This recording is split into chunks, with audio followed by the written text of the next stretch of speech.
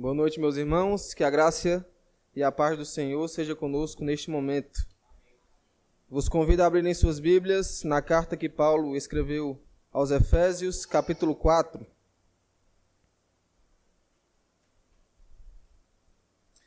Capítulo 4, versículo 7 ao 16.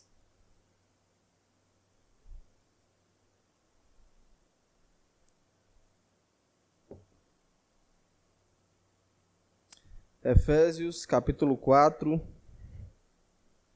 versículo 7 ao 16.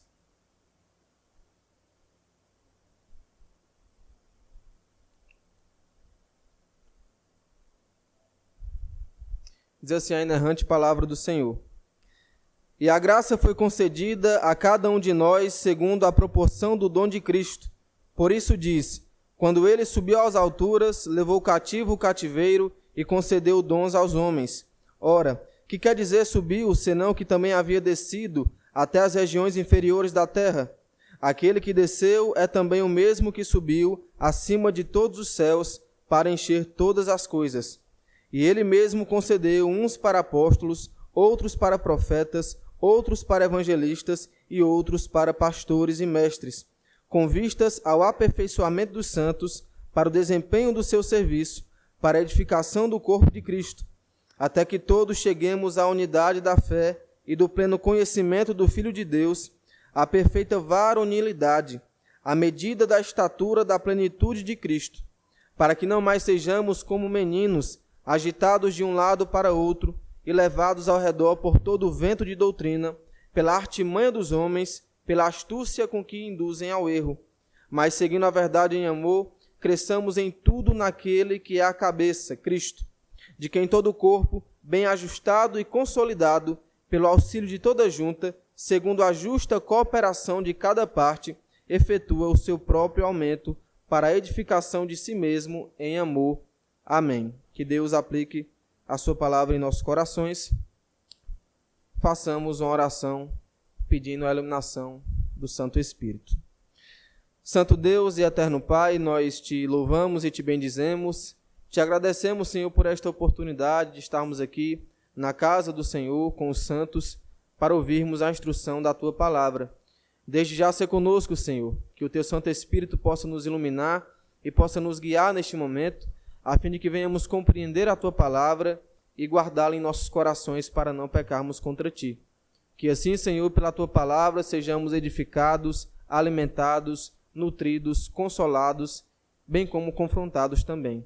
Sê conosco, Senhor, abençoa cada um dos meus irmãos e utiliza-me como instrumento em tuas mãos para falar a verdade da tua palavra.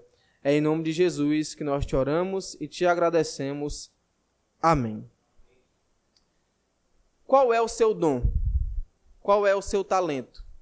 Ou qual função você pode exercer dentro da igreja do Senhor?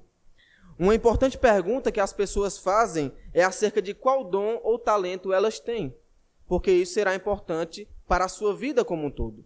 Saber qual é o seu dom, o seu talento, a sua função, em que você é bom, é importante para o seu trabalho, para os seus estudos, para a sua vida como um todo, e também é muito importante para o serviço na igreja. Todos nós queremos ser úteis na nossa casa, na sociedade, e também queremos ser úteis na igreja. Responder essa questão, portanto, qual é o nosso dom, qual é o nosso talento, em que podemos ser úteis ou ajudar no serviço da igreja, é de suma importância, pois isso faz parte da nossa identidade, faz parte da nossa personalidade.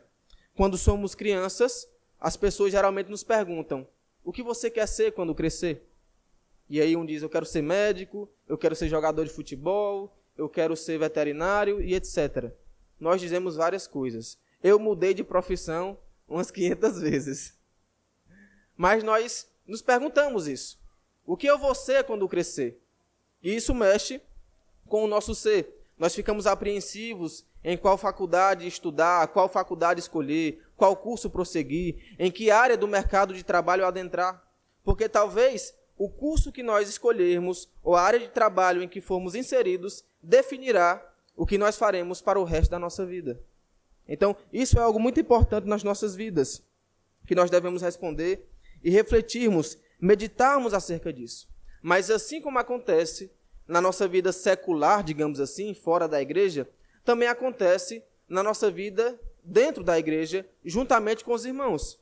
Ora, nós nos perguntamos em que podemos ser úteis na igreja do Senhor e no serviço cristão, em especial quando somos chamados a cooperar em alguns serviços dentro da igreja, seja uma atividade para os jovens, um almoço que vai ter na igreja, uma limpeza que vai ter, uma faxina, e aí nós nos perguntamos, em que eu posso ser útil? Será que eu posso ajudar a limpar a igreja? Será que eu posso ajudar a fazer a comida que vai ter?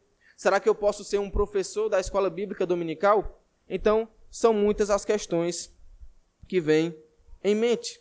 E nós nos perguntamos isso porque a Bíblia ensina isso. A Bíblia fala sobre o serviço cristão. A Bíblia fala sobre os dons e talentos concedidos por Deus aos seus filhos para que estes utilizem estes dons para o crescimento do corpo de Cristo, que é a igreja. Para que cada membro, exercendo a sua função, possa cooperar com os demais para que assim o trabalho possa ser desenvolvido.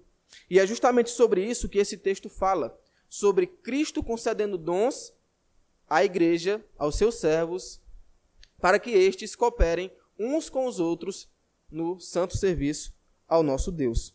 E nós devemos ter em mente, meus irmãos, que a igreja é o corpo de Cristo e que, portanto, cada membro da igreja tem uma função e pode ajudar em alguma coisa.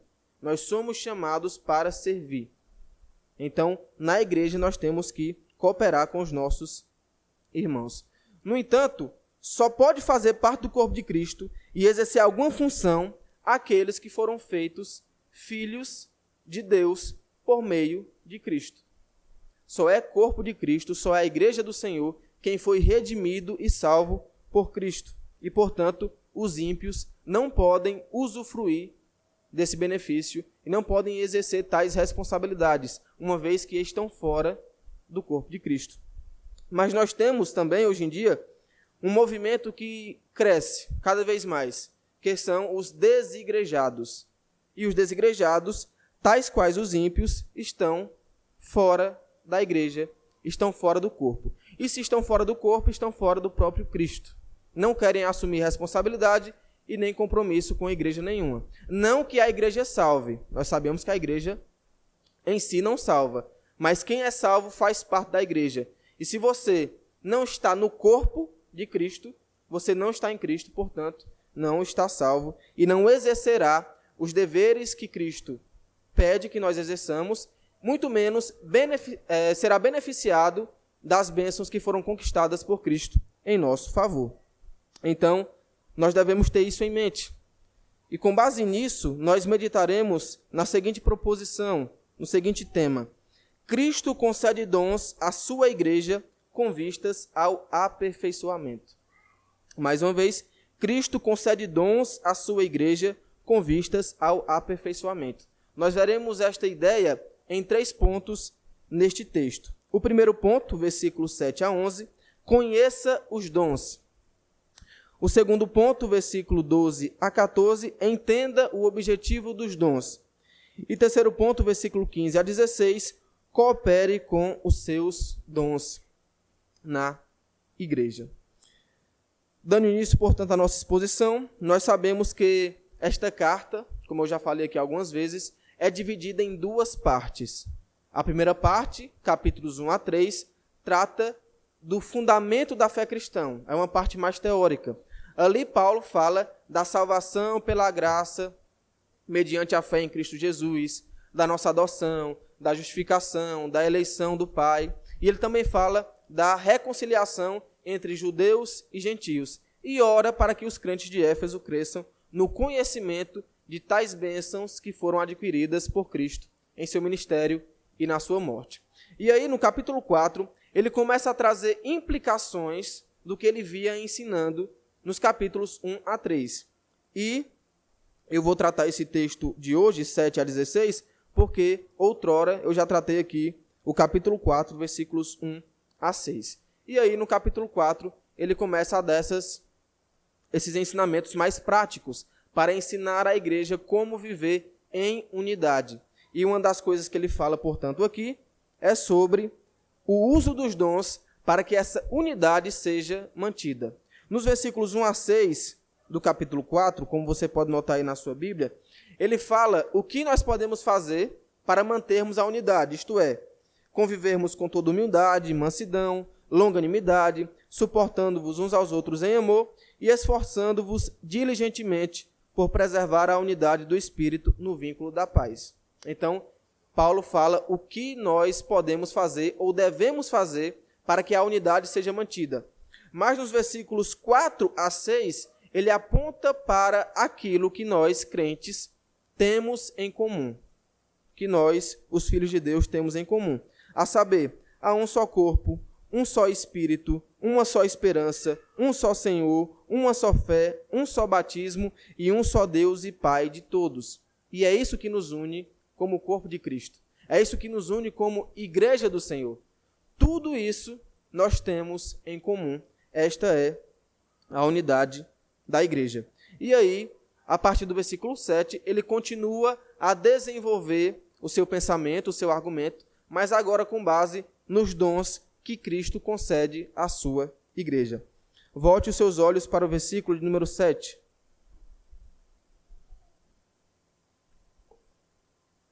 Que diz: E a graça foi concedida a cada um de nós, segundo a proporção do dom de Cristo. Meus irmãos, esse versículo ensina que cada crente recebe uma graça específica de Cristo. Todos nós recebemos a mesma graça da salvação e todos nós somos salvos pela graça mediante a fé. Mas, além dessa graça da salvação, que é comum a cada crente, Cristo também concede uma graça especial que é diferente para cada um. E aqui Paulo está se referindo aos dons que ele concede à sua igreja. E se é graça, se é dom, não vem de nós, mas de Deus. E por isso não devemos nos ensoberbecer ou nos gloriarmos pelos dons que temos. Pois quem nos concedeu foi o próprio Deus. E ele concedeu para cada um de forma específica. Ou seja, há uma diversidade dentro da igreja, ao mesmo tempo que há uma unidade. E todos esses dons diferentes serão utilizados em áreas diferentes para cooperação no trabalho na igreja. Então, cada membro, cada crente tem a sua função e tem o seu dom e pode cooperar com esse dom dentro da igreja. Nós devemos ter em mente, meus irmãos, que devemos usar os nossos dons dentro do corpo de Cristo, visando a harmonia, entendendo que há uma dependência de cada membro uns dos outros. Então, ninguém é inútil. Nós precisamos uns dos outros. Cada membro precisa estar unido para que o corpo permaneça firme, exercendo o seu trabalho e cumprindo a sua missão. Mas Paulo também diz no versículo 8, por isso diz, quando ele subiu às alturas, levou cativo o cativeiro e concedeu dons aos homens. Nesse versículo, meus irmãos, o apóstolo Paulo está citando o Salmo de número 68, particularmente o versículo 18, que descreve Deus triunfando sobre os seus inimigos e libertando o seu povo, ao que é lhe atribuído louvor, quando ele liberta o povo de Israel. E com base nisso, Paulo aplica este salmo a Cristo, que também subiu aos céus e libertou o seu povo da escravidão do pecado. Esta foi a maior vitória do Senhor. Então, é esse uso que Paulo faz do Salmo 68, aplicando a Cristo. Assim como Deus no Antigo Testamento triunfou sobre os seus inimigos, foi elevado às alturas, foi louvado pelo povo de Israel, o nosso Senhor Jesus Cristo também, no Novo Testamento, venceu a morte, venceu o pecado, venceu Satanás, foi elevado às alturas e foi louvado. Ele foi exaltado pelo próprio Deus, ao cumprir a sua missão, ao cumprir o seu ministério. Mas Paulo também fala, levou cativo o cativeiro. Deus venceu os seus inimigos em Israel, as nações ali vizinhas. E Cristo também venceu cada um dos seus inimigos, como eu disse, Satanás, o pecado, a morte e o inferno. Esse foi o triunfo do Senhor.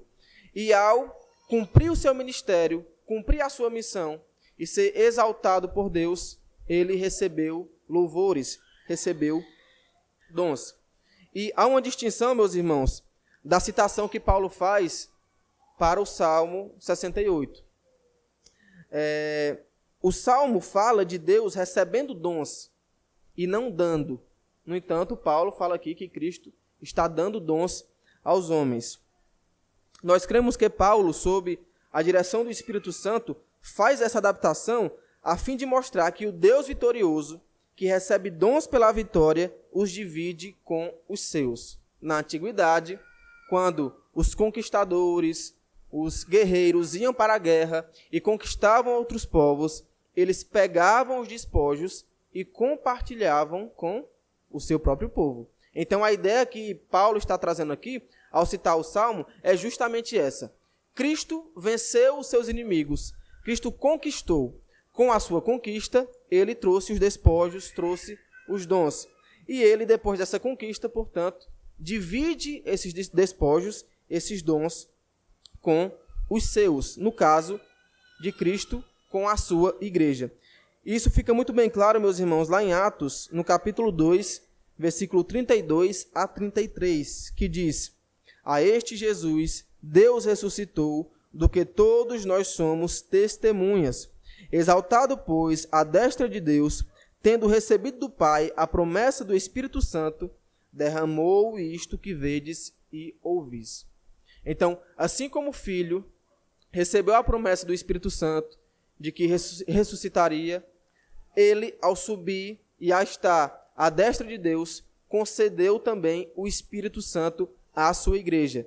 E por meio do Espírito Santo, os dons, para que cada membro do corpo possa exercer a sua função e cooperar dentro da igreja. Então, a ideia desse versículo é justamente essa. E aí, ele prossegue explicando, no versículo 9. Ora, que quer dizer subiu, senão que também havia descido até as regiões inferiores da terra? Ou seja, a exaltação de Cristo veio depois da sua humilhação. Inclusive, eu tratei sobre isso hoje na Escola Bíblica Dominical com os adolescentes.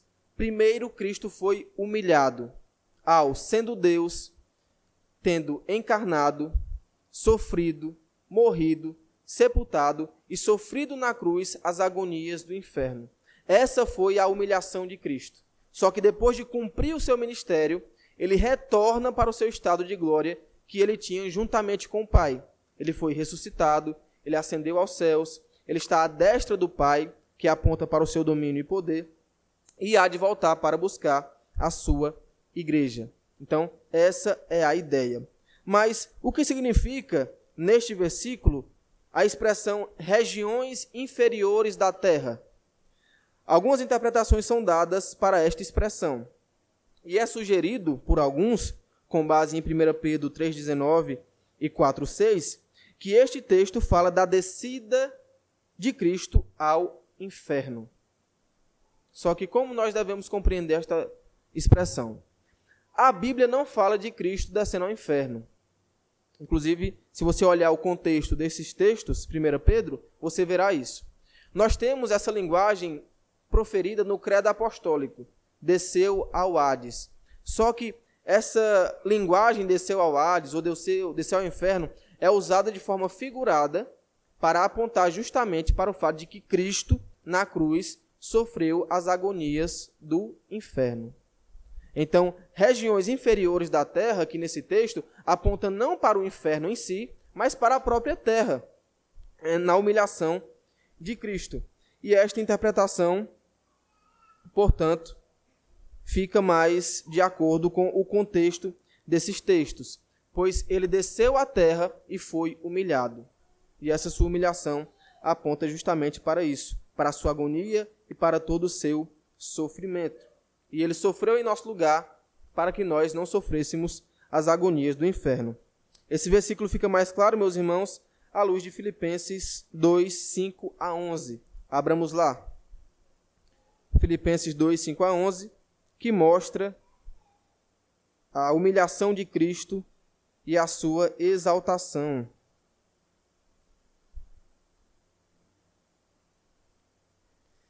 que diz assim: tende em vós o mesmo sentimento que houve também em Cristo Jesus, pois ele, subsistindo em forma de Deus, não julgou como usurpação o ser igual a Deus. Antes, a si mesmo se esvaziou, assumindo a forma de servo, tornando-se em semelhança de homens e reconhecido em figura humana. A si mesmo se humilhou, tornando-se obediente até a morte e morte de cruz. Pelo que também Deus o exaltou sobremaneira e lhe deu o nome que está acima de todo nome, para que ao nome de Jesus se dobre todo o joelho, nos céus, na terra e debaixo da terra, e toda língua confesse que Jesus Cristo é Senhor, para a glória de Deus Pai. Então esse texto aqui é muito claro. Cristo se humilhou e depois foi exaltado. E uma das provas de que ele não desceu ao Hades, não desceu ao inferno, literalmente, é que quando ele estava na cruz, ele fala para o ladrão que se arrependeu que hoje mesmo estaria com ele no paraíso. Então, Cristo não desceu ao inferno, literalmente. E aí Paulo prossegue no versículo 10. Aquele que desceu é também o mesmo que subiu acima de todos os céus para encher todas as coisas. Então Cristo, o próprio Deus, desceu, cumpriu o seu ministério, exerceu a missão que lhe foi dada de pregar o evangelho e morrer pelos pecadores, e depois subiu aos céus para encher todas as coisas e assim governar todas as coisas, sustentando e dirigindo a sua igreja. E assim como Cristo passou tanto pela humilhação quanto pela exaltação, a sua igreja também passa pelo mesmo. Isso fica claro lá em Filipenses, capítulo 1, versículo 29. Abramos lá. Filipenses 1, 29.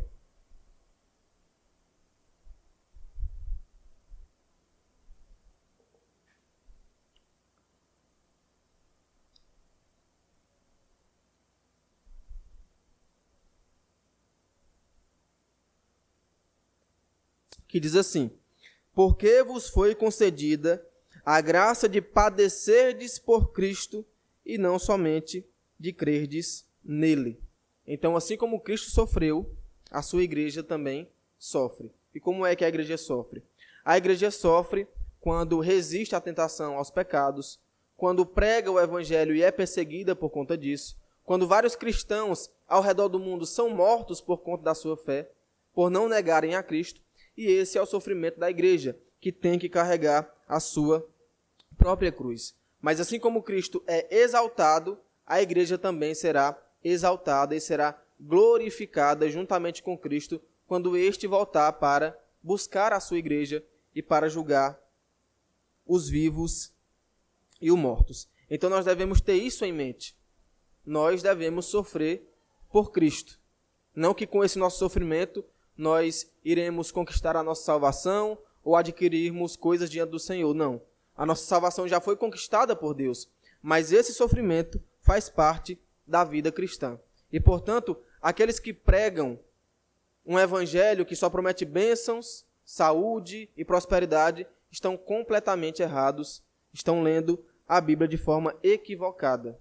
Nós devemos ter isso em mente, que devemos sofrer por Cristo e pelo Evangelho. E aí no versículo 11, o apóstolo Paulo cita os dons que Cristo concede à sua igreja. Versículo 11 diz: e ele mesmo concedeu uns para apóstolos, outros para profetas, outros para evangelistas e outros para pastores e mestres. Ele cita estes dons e esta lista não está esgotada, porque nós temos várias listas de dons no Novo Testamento. Mas ele cita aqui alguns apenas para mostrar essa ideia de Cristo concedendo dons à sua igreja. Nós temos várias listas, como eu disse. Abramos lá em Romanos, capítulo 12, versículos 6 e 8.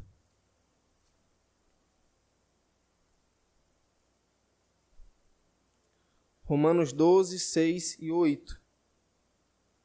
6 a 8.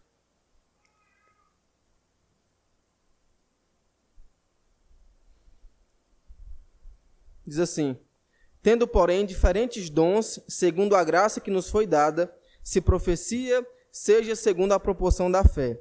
Se ministério, dediquemo-nos ao ministério, ou o que ensina, esmere-se no fazê-lo, ou o que exorta, faça-o com dedicação, o que contribui, com liberalidade, o que preside, com diligência, quem exerce misericórdia, com alegria. Então aqui é outra lista de dons. Nós temos também lá em 1 Coríntios, capítulo 12, versículos 8 a 10. 1 Coríntios 12, 8 a 10. Que diz: porque a um é dada, mediante o Espírito, a palavra da sabedoria, e a outro, segundo o mesmo Espírito, a palavra do conhecimento, a outro, no mesmo Espírito, a fé, e a outro, no mesmo Espírito, dons de curar, a outro, operações de milagres, a outro, profecia, a outro, discernimento de espíritos, a um, variedade de línguas, e a outro, capacidade para interpretá-las. Então, essa lista aqui de Efésios é apenas mais uma dentre a muitas que tem no Novo Testamento. Também vai ter a lista em 1 Coríntios 12, 28 a 31, 1 Pedro 4, 10 a 11. Então, são vários dons listados nas Escrituras que são dados com o propósito de edificar a igreja e aperfeiçoar a igreja. Mas o apóstolo Paulo aqui cita 5 dons, ou 4, digamos assim. O primeiro dom que ele cita é o apostolado, o apóstolos. E de forma restrita, meus irmãos, apóstolos são os 12 e Paulo. Só esses. Qual é a característica dos apóstolos? Eles testemunharam o ministério de Cristo e testemunharam a ressurreição de Cristo. Conviveram com Cristo e foram escolhidos diretamente pelo próprio Cristo. E é por isso que não existem apóstolos hoje. Nós somos apóstolos no sentido de que somos enviados, porque a palavra apóstolo significa enviado. Mas apóstolo no sentido original, somente os 12 e Paulo, que testemunharam o ministério e ressurreição de Cristo e foram escolhidos pessoalmente pelo próprio Cristo para lançar os fundamentos da igreja, com a doutrina e com o ensino. Então, é isso que esse dom significa. Ele significa, portanto, que são pastores que instruíram a igreja e lançaram os fundamentos dos ensinamentos de Cristo na igreja primitiva. O segundo dom que ele cita é o de profetas. E de forma restrita, esse dom também se refere àqueles homens que no passado ouviram a palavra de Deus de forma inspirada, transmitiram a sua mensagem esta preditiva muitas vezes, ou seja, que previa o futuro e que trazia também novas revelações. E esses profetas viveram apenas naquela época, porque junto com os apóstolos e os profetas do Antigo Testamento, lançaram o fundamento da igreja. É isso que nós vemos lá em Efésios, capítulo 2, versículo 20, que diz: edificados sobre o fundamento dos apóstolos e profetas, sendo ele mesmo Cristo Jesus a pedra angular. E é por isso que esses 2 dons foram descontinuados. Não existem mais profetas e apóstolos hoje. Todo crente é um profeta? Não nesse sentido. Nós podemos ser profetas no sentido de que anunciamos a palavra do Senhor, mas não no sentido que somos inspirados por Deus, que trazemos nova revelação e que prevemos o futuro. Isso ficou no passado. Deus usou estes homens com um objetivo específico, que era lançar os fundamentos da igreja, como nós lemos em Efésios 2, 20. E, portanto, esses profetas que existem por aí são tudo falsificado. Esses apóstolos e profetas que existem por aí. O terceiro dom que ele cita são os evangelistas. E evangelista aponta para aquelas pessoas que são dotadas especialmente para proclamar o evangelho. E fazem isso até que com facilidade. Então, elas pregam o evangelho com uma facilidade, sendo capacitadas por Deus e pelo Espírito Santo de Deus.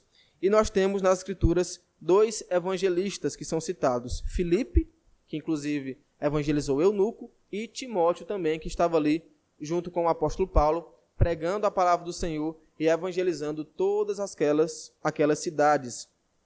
E no sentido amplo, todo crente é um evangelista e deve evangelizar, deve pregar a palavra do Senhor, deve anunciar a palavra do Senhor para as pessoas, porque inclusive essa é a nossa missão que foi dada por Cristo, conforme Mateus capítulo 28, versículo 18 a 20.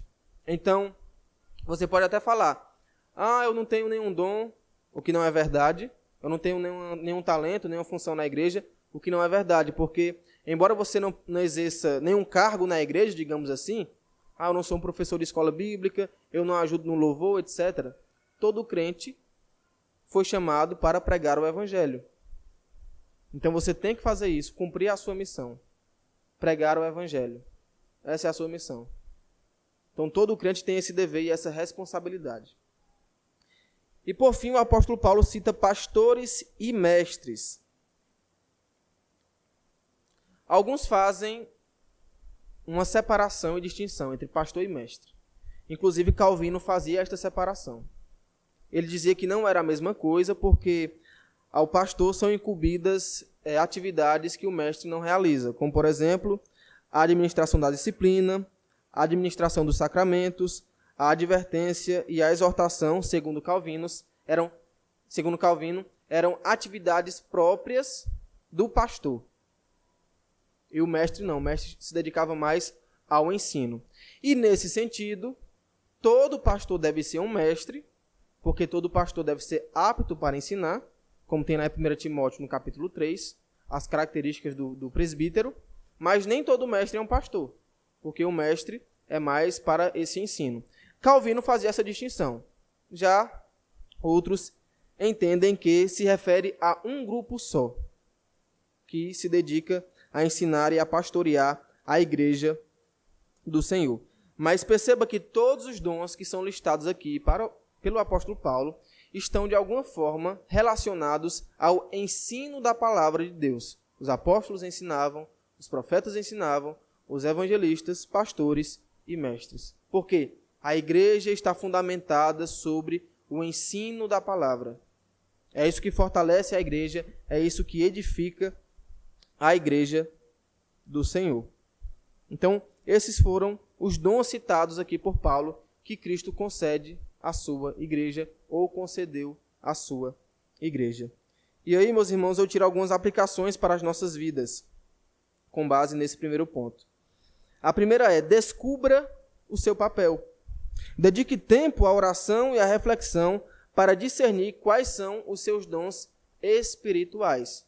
E aí, além dessa lista de dons, você pode ir ler as outras listas para ver quais são os dons que Cristo concede à sua igreja. Então, ore, reflita no que você pode ajudar na igreja. Qual é o seu papel? É dando aula na EBD? É participando do louvor? É auxiliando em outra atividade? É sendo líder do grupo de evangelismo, por exemplo? Então, qual o seu papel? Qual a sua função dentro da igreja? E isso, meus irmãos, é muito importante, porque o trabalho da igreja não é feito só. Nós somos um corpo. E é muito triste quando nós vemos pessoas que estão se dedicando ao trabalho na igreja, mas as outras não cooperam. E muitas vezes nós nos sentimos sozinhos, porque não vemos os irmãos cooperando. Então, a cooperação de cada membro, de cada irmão, é de suma importância. O trabalho da igreja é feito por cada um dos irmãos. Cada um tem a sua função. Além disso, a segunda aplicação, meus irmãos, é valorize os líderes da igreja. Como você viu, esses dons citados por Paulo estão relacionados ao ensino e à liderança. E, portanto, nós devemos valorizar os pastores, os presbíteros, os diáconos, os evangelistas, os pregadores, os professores da escola bíblica. Pois eles estão nos ensinando a palavra do Senhor. Eles estão nos guiando espiritualmente. E isso é de suma importância para que a igreja não se desvie da verdade da palavra do Senhor e não caia em falsos ensinos. Abramos lá em Hebreus, capítulo 13, versículo 17. O autor aos Hebreus deixa isso muito bem claro.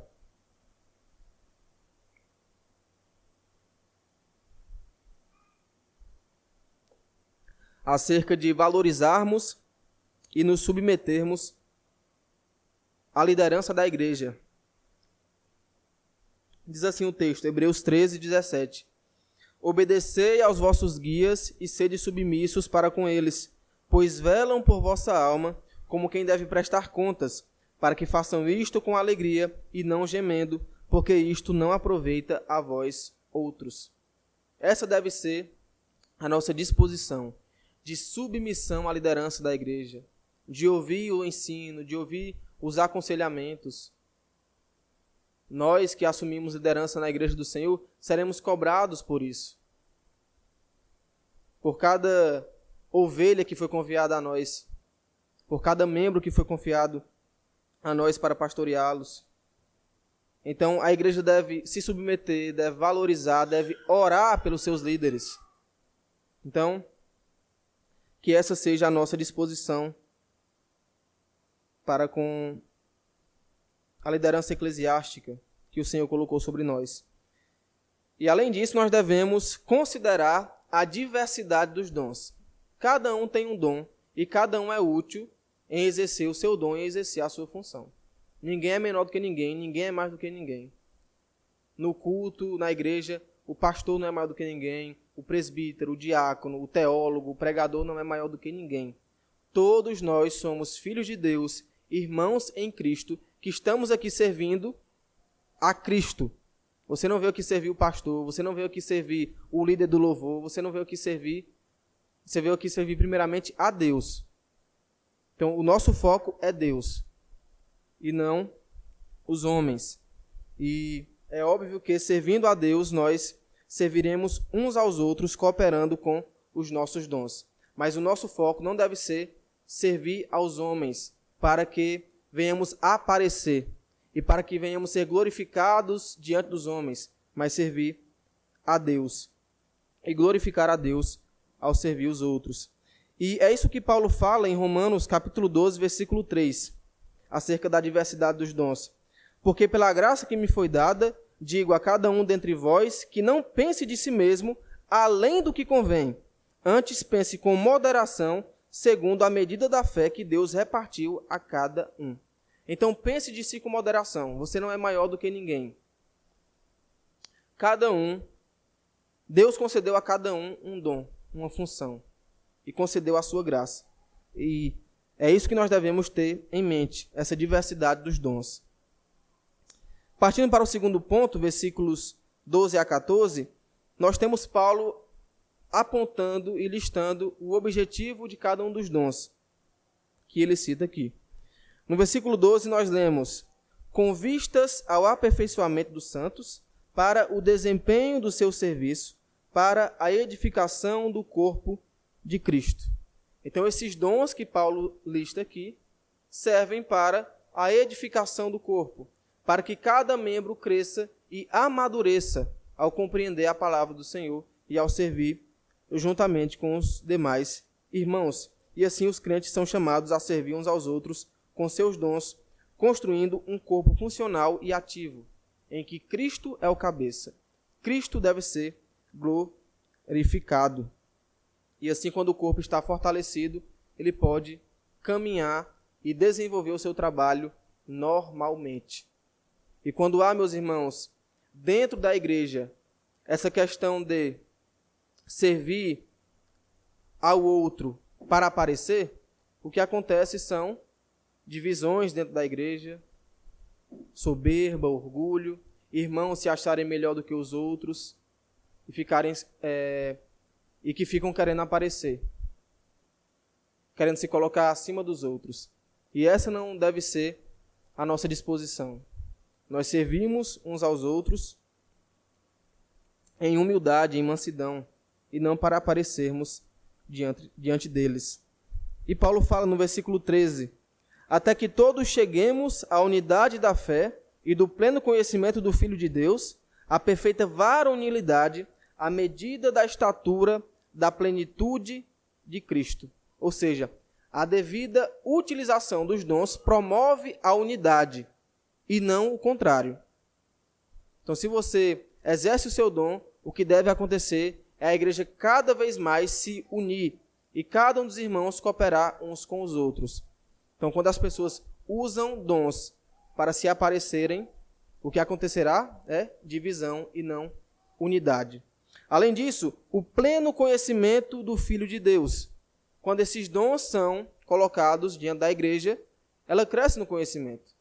Então, quando a igreja se submete à liderança e ouve o ensinamento da palavra do Senhor, ela crescerá na graça e no conhecimento de Cristo Jesus e se tornará uma igreja madura, um corpo maduro, um corpo que cresce e que é edificado cada vez mais. E esse conhecimento de Cristo é um conhecimento não apenas intelectual, mas um conhecimento de fé, de confiança e de relacionamento com Cristo, de intimidade com Cristo. É isso que os dons, quando exercidos, fazem. Além disso, Paulo usa a expressão perfeita varonilidade, e que aponta justamente para alguém maduro, para uma pessoa madura, que cresceu, que está forte, que está saudável. Então, assim como um corpo de uma pessoa maduro e saudável, deve ser também a igreja, que é o corpo de Cristo. E Paulo fala sobre esse amadurecimento lá em Colossenses 4:12, quando ele diz: Saúda-vos Epáfras, que é dentre vós, servo de Cristo Jesus, o qual se esforça sobremaneira continuamente por vós nas orações, para que vos conserveis perfeitos e plenamente convictos em toda a vontade de Deus. Então, esse é o amadurecimento, perfeição e convicção da vontade do Senhor. E quando ele fala medida da estatura da plenitude de Cristo, ele está mostrando que o nosso objetivo maior é Cristo. Nós devemos nos parecer com Cristo. Ele é o nosso alvo.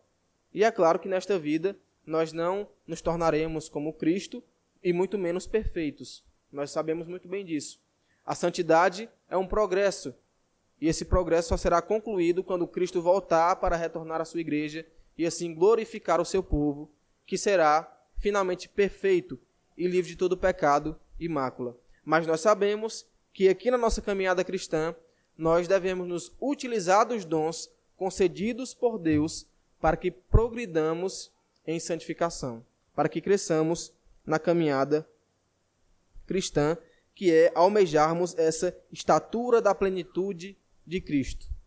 O nosso alvo é Cristo e devemos imitar a Ele.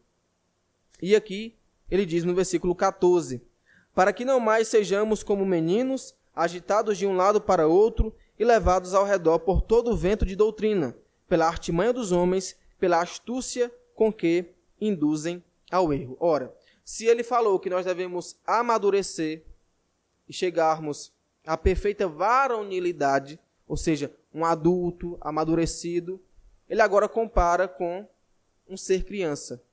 Por quê? Porque a criança, ela é ignorante, ela é instável.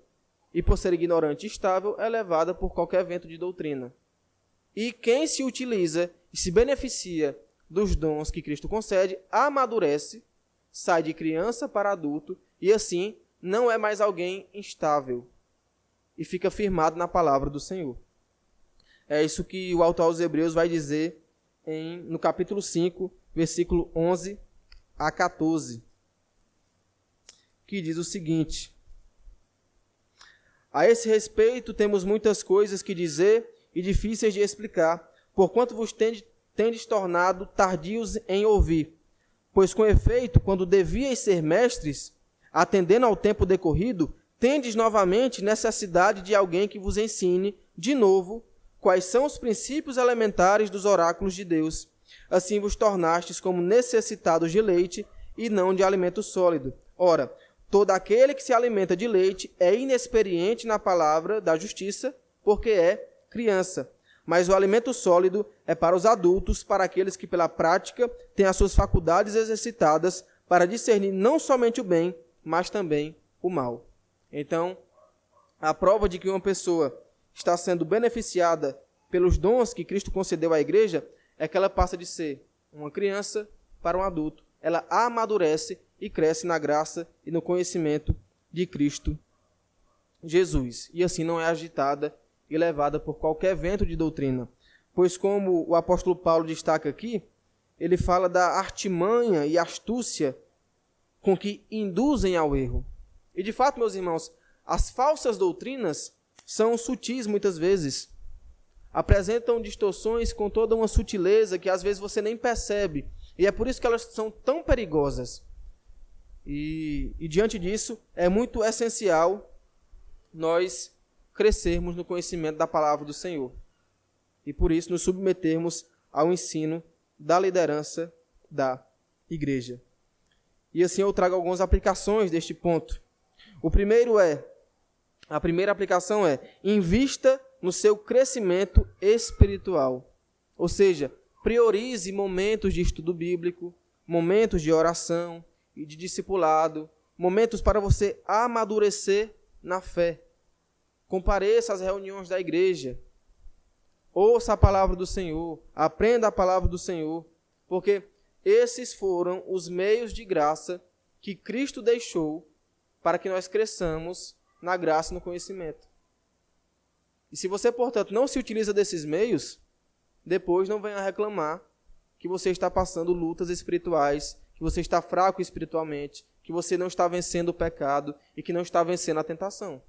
Ora, se você está sendo negligente com os meios de graça, se você não ora, se você não lê a Bíblia, se você não participa da igreja, como é que você vai amadurecer? Como é que você vai ser fortalecido? Como é que você vai ser alimentado espiritualmente e ser encontrado saudável para lutar contra o pecado e contra as tentações? Então, uma coisa está ligada à outra. E nós devemos investir no nosso crescimento espiritual. Além disso, nós devemos edificar os outros. Use seus dons para apoiar irmãos mais novos na fé. Ajude-os a crescer no conhecimento de Cristo. Seja um mentor espiritual do seu irmão. Meus irmãos, é convivendo uns com os outros que nós percebemos as características de cada um, a personalidade de cada um, os defeitos de cada um. E nessa convivência, nós podemos perceber que o nosso irmão não está falando algo correto acerca da doutrina, por exemplo, ou não está procedendo de forma correta, de acordo com a palavra de Deus. E é justamente nesses momentos que nós temos a oportunidade de ensinar ao nosso irmão, com todo o amor. Então, os nossos dons devem ser usados na igreja em favor do outro, por amor ao outro. Então, pense bem nisso.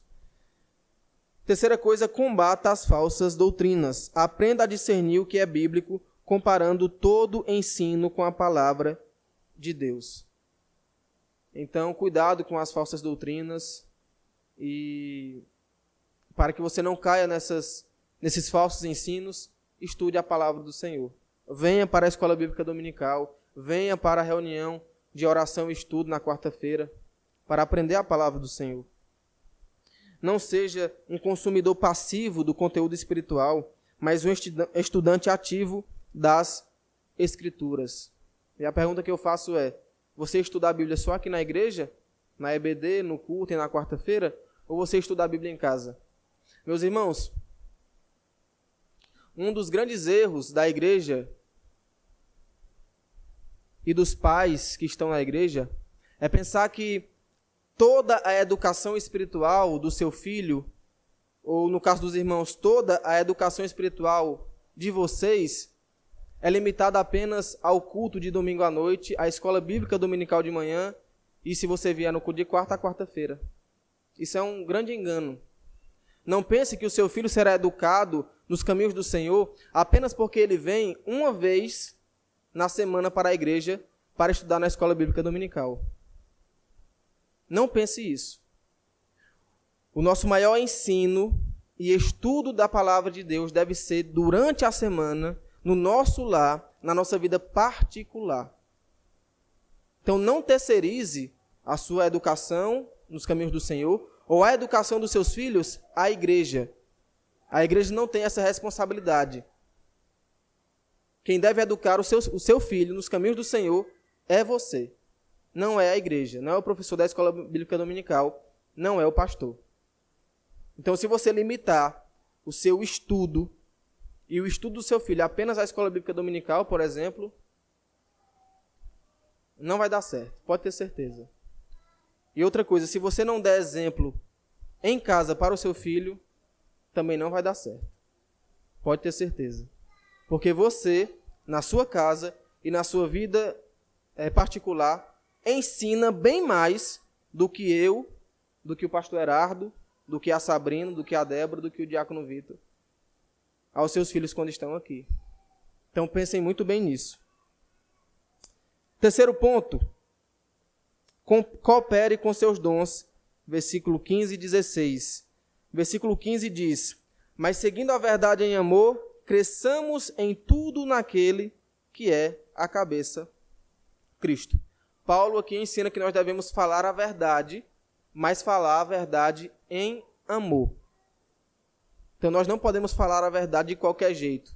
Tem aquelas pessoas que dizem, não, eu sou sincero mesmo, eu falo mesmo, a verdade na cara. Mas até para falar a verdade tem um jeito de falar. E falar a verdade deve ser em amor. A verdade não deve ser negociada por causa do amor. E o amor não pode impedir a verdade de ser dita. E Paulo ensina isso lá em 2 Timóteo, capítulo 2, versículos 24 a 26. Abramos lá. 2 Timóteo 2, 24 a 26.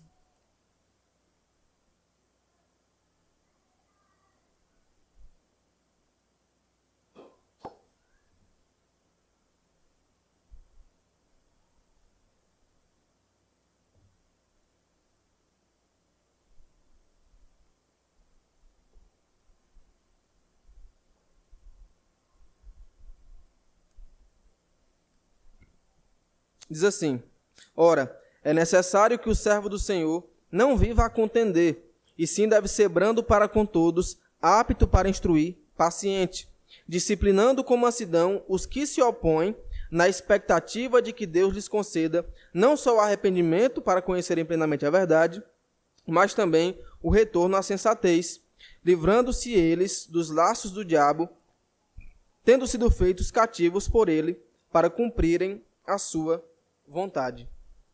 Então a verdade deve ser dita em amor, em mansidão, com paciência, e não com contenda, com briga e etc.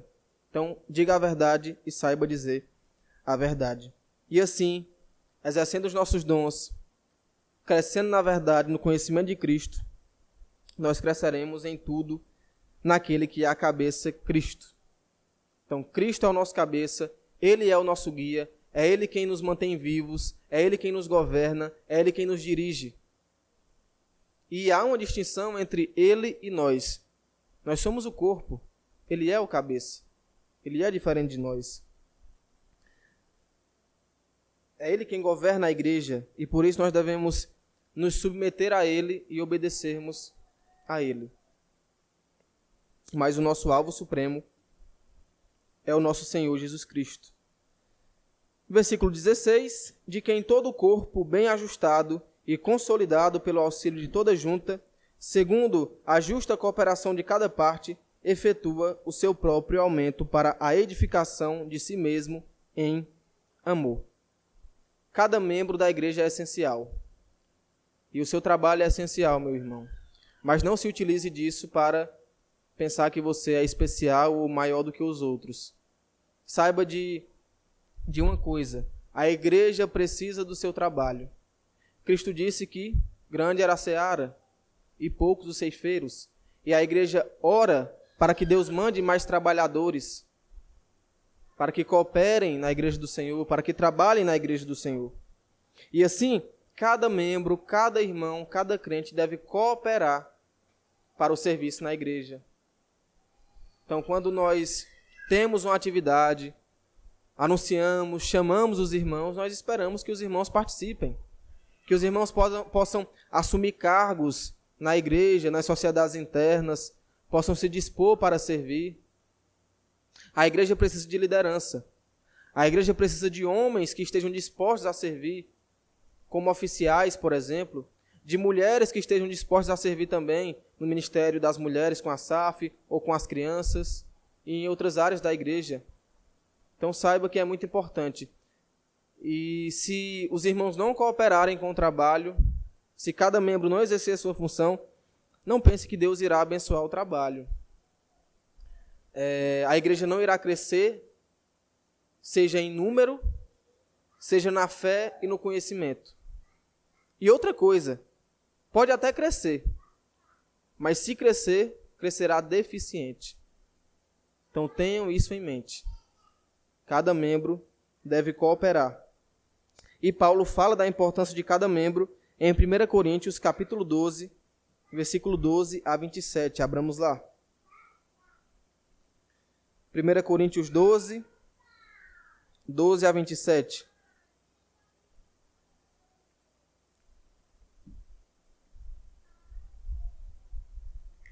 Essa explicação do apóstolo Paulo que é muito clara.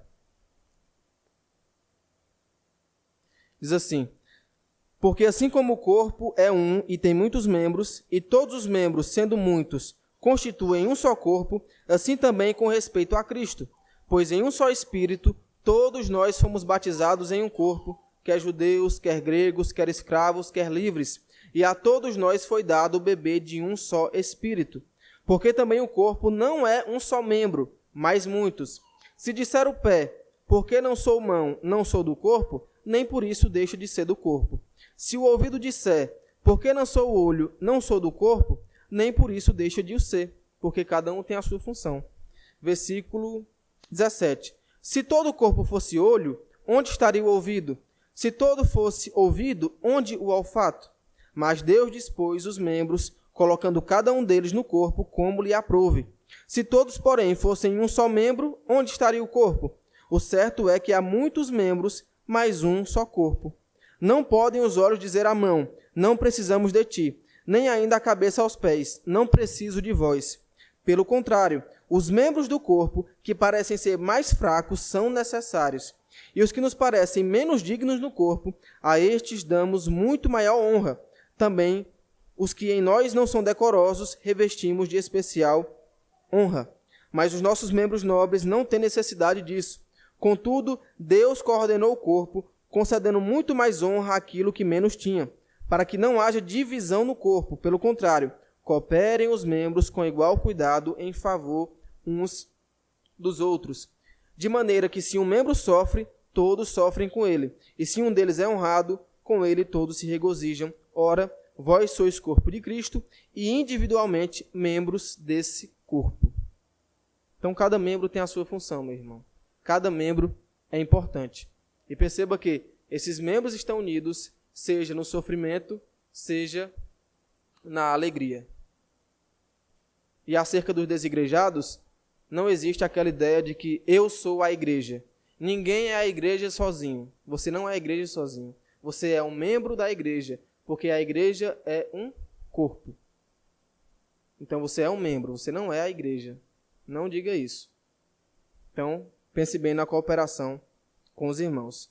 E por fim, algumas aplicações para este terceiro ponto use seus dons intencionalmente. Não seja um espectador na igreja. Primeiro que ninguém deve ser um espectador na igreja, porque como eu já disse aqui, nós não participamos do culto assistindo o culto. Não existe assistir culto. A gente participa ativamente, orando, louvando e ouvindo atentamente a palavra do Senhor. Então você não vem assistir culto, você vem prestar culto a Deus. E o culto é um diálogo entre a igreja e Deus.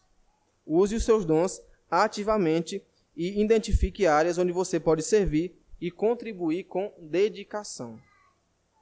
E cultive um ambiente de amor. É o amor que mantém essa unidade, essa mansidão, essa humildade, porque nós somos pecadores, nós somos diferentes, nós pensamos diferentes em muitas áreas e devemos nutrir o amor para que, em meio a tanta diversidade, a unidade seja mantida. E assim, trabalhemos juntos para o crescimento da Igreja de Cristo, para a glória e honra do Senhor. Então eu faço a mesma pergunta que eu fiz no começo. Qual o seu dom? Qual a sua função na igreja? Qual o seu talento, digamos assim? Em que você pode ser útil aqui nesta congregação, como membro desta congregação? Pense bem nisso, reflita isso. E que nós, como igreja, venhamos cooperar uns com os outros para o crescimento do reino de Deus.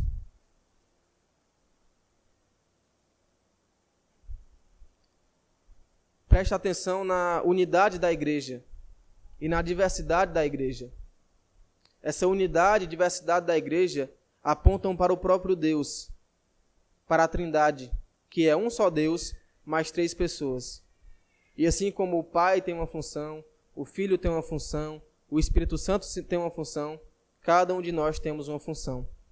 E nós devemos, assim, trabalharmos juntos para o crescimento do corpo de Cristo, para a glória e exaltação do nosso Senhor e Salvador Jesus Cristo, que morreu por cada um de nós, que nos fez irmãos, que nos fez um só corpo. Que Deus, assim, aplique a sua palavra em nossos corações. Amém.